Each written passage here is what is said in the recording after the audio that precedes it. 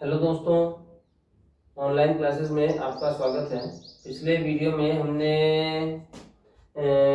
संयुक्त सूक्ष्मदर्शी का अध्ययन किया था और संयुक्त सूक्ष्मदर्शी के लिए आवर्धन क्षमता का व्यंजक कोणीय आवर्धन का मान हमने प्राप्त किया था और इसमें दो स्थितियां हमने देखी थी। इसके आगे हमें देखना है दूरदर्शी के बारे में, ठीक है ना। इसके आगे हमें किसको देखना है? दूरदर्शी के बारे में पढ़ना है। लेकिन उससे पहले एक बात, कुछ एक प्रश्न थे जो आप लोगों में से किसी के द्वारा पूछे गए थे, उन प्रश्नों के जवाब मैं दे रहा हूँ। देखिए, उनमें से एक प्रश्न तो ये था, जैसे जो इंद्रधनुष का निर्माण होता है उसमें एक बूंद से एक ही रंग की जो किरण है वो एक बूंद से एक ही रंग की किरण जो है वो प्रकीर्णित क्यों होती है, ठीक है ना। एक बूंद से एक ही रंग क्यों बनता है, अलग अलग रंग क्यों नहीं बनते? तो वास्तव में ऐसा नहीं है। देखिए, इंद्रधनुष जो है वो बहुत सारी बूंदों के निर्माण से होता है और एक बूंद से केवल एक कलर नहीं होता, ठीक है ना। एक बूंद से केवल एक कलर नहीं होता है। हमने केवल आपको समझने के लिए बताया है कि वास्तव में एक बूंद से एक कलर हमने ले रखा है। वास्तव में एक बूंद पे जब प्रकाश की किरण आपतित होगी, सफेद रंग की प्रकाश की किरण जब आपतित होगी तो अपने 7 भागों में विभाजित होगी, ठीक है ना। और 7 भागों में विभाजित होने के बाद में जिस रंग के लिए, क्योंकि क्रांतिक कोण सारे रंगों के लिए अलग अलग है, तो जब जैसे ये कोई बूंद है, इस बूंद पे प्रकाश की किरण आपतित हो गई और ये जो प्रकाश की किरण है ये अपने 7 भागों में विभाजित होगी, 7 रंगों में विभाजित हो जाएगी। अब 7 रंगों में विभाजित होने के बाद में ये जो प्रकाश की किरण है इसमें सातों रंगों के लिए जो क्रांतिक कोण है IC वो अलग अलग होंगे, ठीक है ना। तो जिस रंग के लिए जो आपतन कोण का मान है वो क्रांतिक कोण से ज्यादा होगा, जिस भी रंग के लिए आपतन कोण का मान क्रांतिक कोण से ज्यादा होगा उस किरण का तो हो जाएगा, उस रंग का तो पूर्ण आंतरिक परावर्तन हो जाएगा और बाकी अपवर्तित होकर बाहर निकल जाएंगे, ठीक है ना। तो जैसे इसका यहाँ से अपवर्तन हो गया और बाकी किरणें जो है उनका अपवर्तन होकर बाहर निकल जाएगी। जिस रंग की किरण के लिए आपतन कोण क्रांतिक कोण से अधिक होगा उसका पूर्ण आंतरिक परावर्तन होगा और यहाँ से इसका हो गया पूर्ण आंतरिक परावर्तन और ये निकल गया बाहर। अब ये कौन सा कलर होगा? जिसके लिए I का मान जिससे आपतन कोण का मान जिससे ज्यादा है, क्रांतिक कोण से ज्यादा है। हालांकि होता तो सबका ही है पूर्ण आंतरिक परावर्तन, सारे ही रंगों के लिए पूर्ण आंतरिक परावर्तन होता है, लेकिन हम लोग सारे रंगों का अध्ययन नहीं कर रहे। हम लोग सामान्यतः अध्ययन किसका करते हैं? लाल रंग और बैंगनी रंग का अध्ययन करते हैं, ठीक है ना। बाकी सारे रंग तो इनके बीच में ही आते हैं, तो हम लोग लाल और बैंगनी रंगों का तो अध्ययन कर रहे हैं, बाकी सारे रंग जो है वो इनके बीच में आते हैं, ठीक है। समझ रहे हैं आप मेरी बात को? इसलिए हम ये कह सकते हैं कि जो बूंद है ना, एक बूंद से केवल एक ही रंग विकृत नहीं हो रहा है, ठीक है ना। अलग अलग रंग भी होते हैं। हमने समझने के लिए एक रंग दिया ताकि आपको आसानी से समझ में आ जाए। एक तो आप एक ही बूंद में दोनों रंगों को निर्गत करके दिखाते, ठीक है ना। जैसा आपने स्टार्टिंग में बोला था, देखो इसमें स्टार्टिंग में आपने जब इंद्रधनुष के बारे में पढ़ा था तो हमने ये कहा था कि यहाँ पे कोई श्वेत प्रकाश की किरण आपतित हुई है और ये इस प्रकार से इसका अपवर्तन हो गया, यहाँ से इसका पूर्ण आंतरिक परावर्तन हो गया और ये निकल गई बाहर।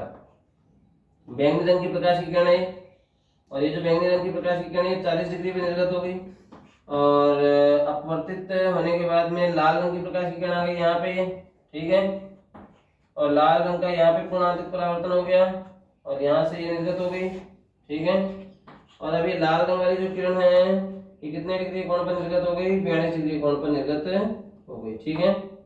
तो यहाँ से अगर हम देखें ये 42 डिग्री पर निर्गत हो गई तो हम ये कह सकते हैं कि इस एक किरण के अंदर, इस एक बूंद से आपने दो रंगों का विकिरण देख लिया, देखो है ना। इस एक बूंद से ही जो दो रंग है ये निकल रहे हैं ना। तो ऐसा नहीं है कि एक बूंद से एक ही रंग निकलता है, पूरी इंद्रधनुष भी एक ही बूंद से बनती है, बहुत सारी बूंदों के मिश्रण से बनती है, इसलिए बड़ी आकृति दिखती है। एक बूंद से बनती है थोड़ी छोटी दिख जाती है, बस अंतर इतना है।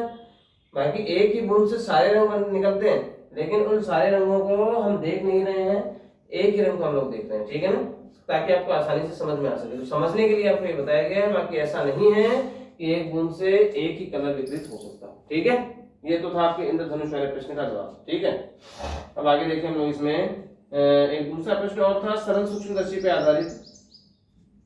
कि पहला तो सरल सूक्ष्मदर्शी जो है उसका जो रे डायग्राम था, किरण आरेख जो था, वो आपको दोबारा से बताना था। और इसके अलावा ये पूछा गया था कि किरण इसमें संयुक्त सूक्ष्मदर्शी में ये कैसे पता चलेगा, इसमें सॉरी सरल सूक्ष्मदर्शी में सिंपल माइक्रोस्कोप यानी सरल सूक्ष्मदर्शी, इसमें ये कैसे पता चलेगा कि जो प्रतिबिंब बनता है वो d दूरी पर यानी स्पष्ट दर्शन की अल्पतम दूरी पर बनता है, ठीक है।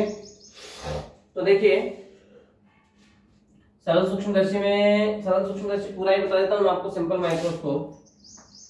माइक्रोस्कोप जो है ये मैं आपको पूरा ही बता देता हूं, देखिए क्या होता है। ये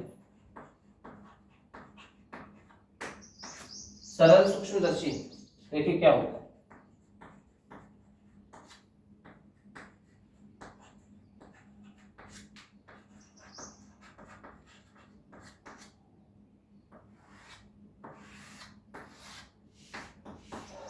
देखिए क्या होता है सिंपल माइक्रोस्कोप।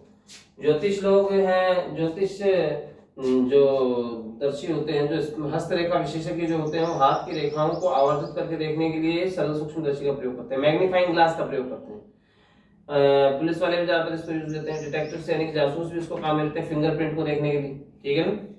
देखिए सरल सूक्ष्मदर्शी जो है, इसमें क्या होता है, एक गोलाकार फ्रेम बना हुआ होगा, और ये जो गोलाकार फ्रेम है, ये जो गोलाकार फ्रेम है, ये किसी धातु का बना हुआ हो सकता है या फिर प्लास्टिक का बना हुआ हो सकता है, ठीक है ना।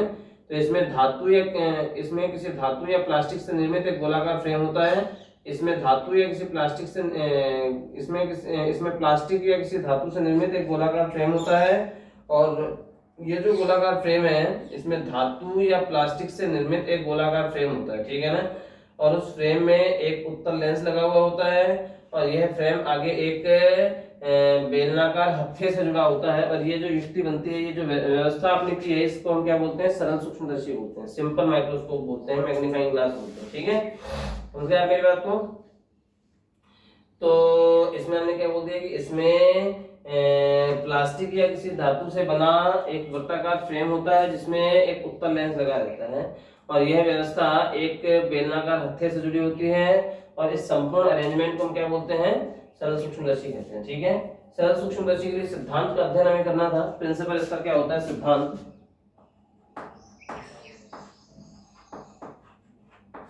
सिद्धांत यानी प्रिंसिपल, ठीक है।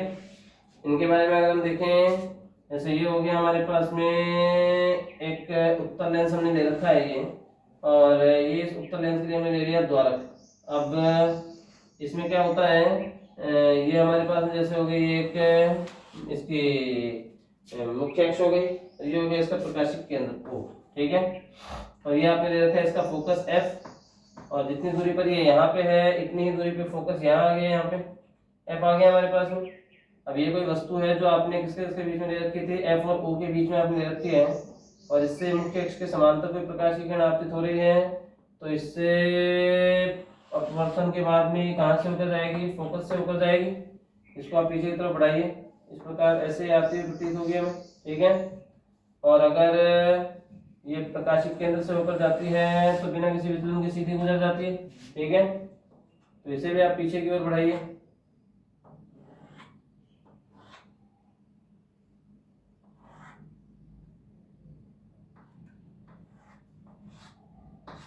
ठीक है। तो यहाँ पे इसका देखिए प्रतिच्छेद हुआ है, इस प्रतिच्छेद से ये हमें प्रतिबिंब प्राप्त हो रहा है। ये वस्तु हमने ले ली थी जैसे AB, और इसका जो प्रतिबिंब प्राप्त हुआ है वो A' B' हो गया, ठीक है। और इस अंतिम प्रतिबिंब के द्वारा आंखों पर बनने वाला कोण आपने क्या ले लिया, बीटा।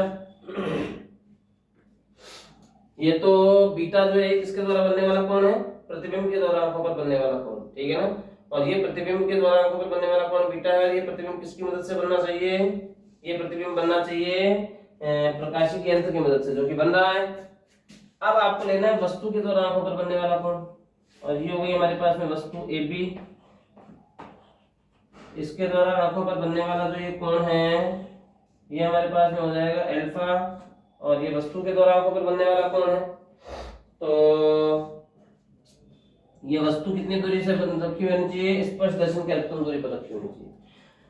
मतलब आपने यहाँ पे जो आवर्धन क्षमता थी स्मॉल m, उसके लिए आपने व्यंजक क्या बोला था, बीटा अपॉन अल्फा, ठीक है।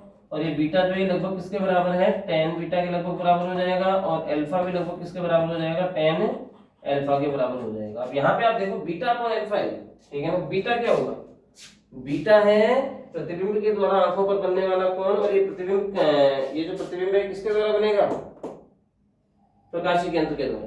तो हम ये बोल सकते हैं कि बीटा मतलब प्रकाशिक यंत्र से निर्मित प्रतिबिंब द्वारा आंखों पर बनने वाला कोण, ठीक है। और अल्फा क्या है, वस्तु के द्वारा स्पष्ट दर्शन की अधिकतम दूरी से आंखों पर बनने वाला कोण, ठीक है ना। स्पष्ट दर्शन की अधिकतम दूरी से आंखों पर बनने वाला कोण, समझ गए आप मेरी बात को। आगे देखें हम इसमें अगर ये हो गया हमारे पास में इसका सिद्धांत, ठीक है। तो आगे हम इसमें गणना करने का प्रयास करें, देखिए क्या हो गया और किस प्रकार से होगा हमारे पास में। ये है हमारे पास में सिंपल माइक्रोस्कोप। अब सिंपल माइक्रोस्कोप में आपको आवर्धन क्षमता, कोणीय आवर्धन का मान ज्ञात करना हो, m का मान, तो आप कैसे ज्ञात करोगे? tan बीटा का मान आप इस त्रिभुज से ज्ञात कीजिए। tan बीटा बराबर हमारे पास में क्या आ जाएगा? ab और अपॉन में ये क्या है हमारे पास में? u, वस्तु की दूरी किसमें आएगी? माइनस में आएगी ये u बट्टा tan अल्फा। यहाँ से देखो आप, ये आ जाएगा ab अपॉन में ये वाली दूरी क्या रखी है आपने? d, जो कि लेफ्ट साइड में होने के कारण से माइनस में आएगी, तो ये ab से ab कट गया, माइनस से माइनस कट जाएगा, तो यहाँ से m का मान हमारे पास में कितना आ गया? d ऊपर आ जाएगा और अपॉन में बच जाएगा हमारे पास में u, ठीक है। m का मान आ गया हमारे पास में d अपॉन u, ठीक है। अब आपने ये क्या बोला है दूसरी, अब आप स्थितियां बोल रहे थे, आपने ये बोला कि ऐसा कब, हमें कैसे पता चलेगा कि भाई स्पर्श दर्शन के अवतल दूरी पर अंतिम प्रतिबिंब बनता है। एक प्रश्न ये था कि हमें ये कैसे ज्ञात होगा कि जो अंतिम प्रतिबिंब है वो स्पष्ट दर्शन की अधिकतम दूरी पर बनता है, ठीक है ना। स्पष्ट दर्शन की अधिकतम दूरी से बनता है ये अंतिम प्रतिबिंब, हमें कैसे ज्ञात होगा इसका, ठीक है। तो देखिए वास्तव में ऐसा कोई इसका कोई स्पेसिफिक दृष्टांत नहीं है, ये सिर्फ और सिर्फ एक अलग एक विशेष स्थिति है, ठीक है ना। और अगर आपको ये मन में है कि भाई आपको कैसे पता चलेगा, प्रश्न में कैसे पता चलेगा कि जो अंतिम प्रतिबिंब है वो स्पष्ट दर्शन की अधिकतम दूरी पर बन रहा है, तो उसके लिए मैं आपको बता देता हूँ। देखो आपने m का मान ज्ञात कर लिया, क्या होता है m का मान। अब इस m के मान के आधार पे आपने m का मान ज्ञात किया है सिंपल माइक्रोस्कोप यानी सरल सूक्ष्मदर्शी के लिए, आपने m का मान क्या प्राप्त किया? d अपॉन u, ठीक है।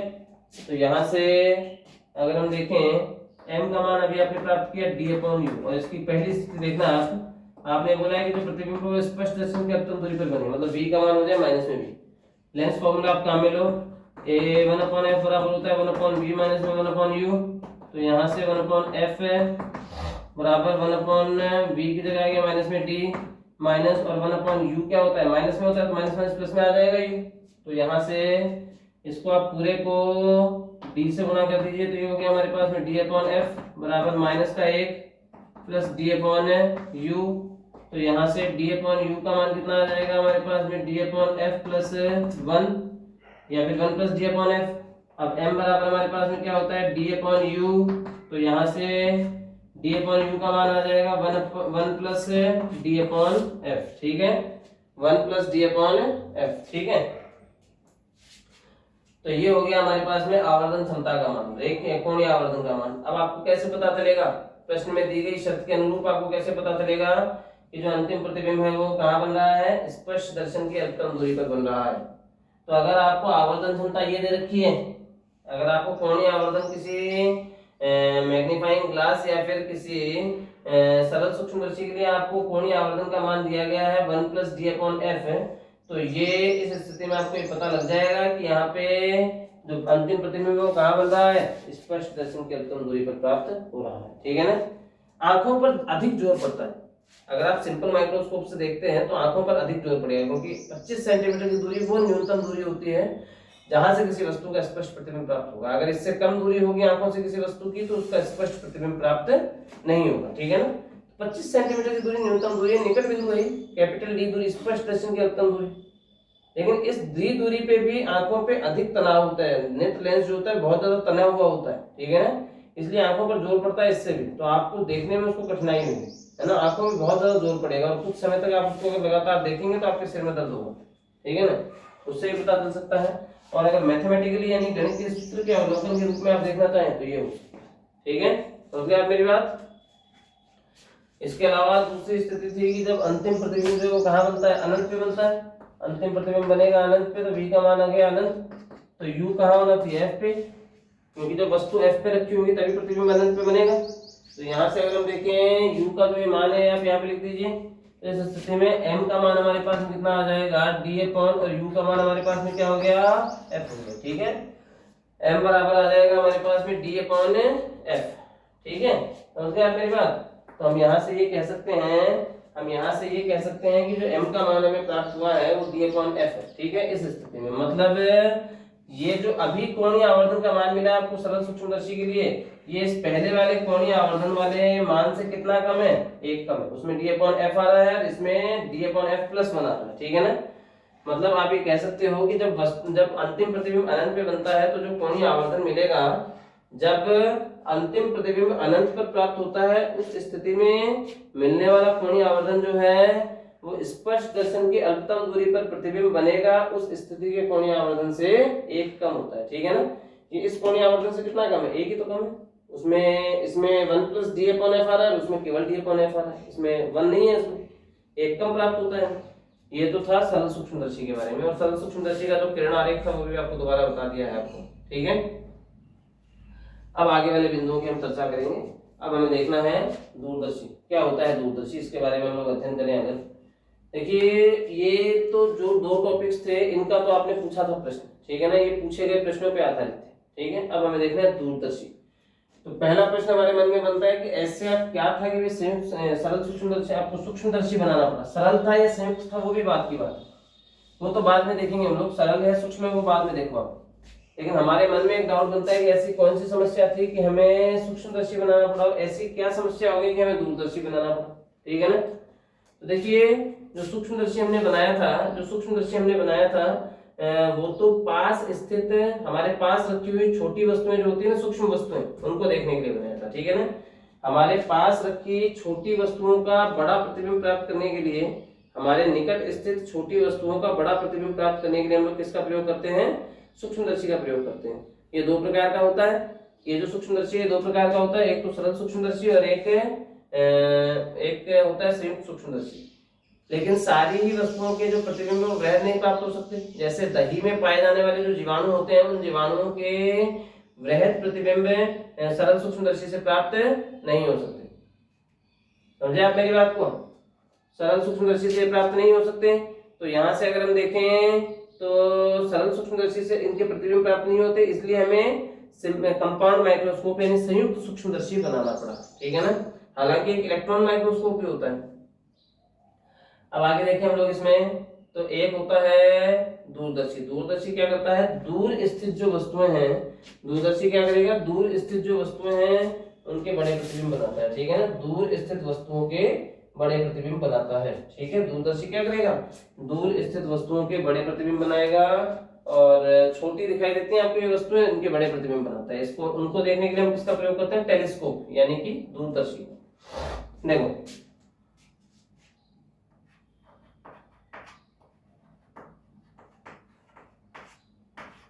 दूरदर्शी, ठीक है, समझ गए आप मेरी बात को। टेलीस्कोप क्या होता है,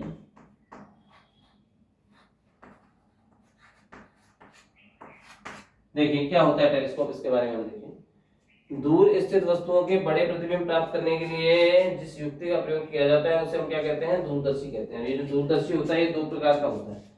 दूरदर्शी यानी कि टेलीस्कोप जो है 2 प्रकार का होता है। एक तो होता है अपवर्ती दूरदर्शी, ठीक है, अपवर्ती दूरदर्शी यानी कि रिफ्रैक्टिंग टेलीस्कोप,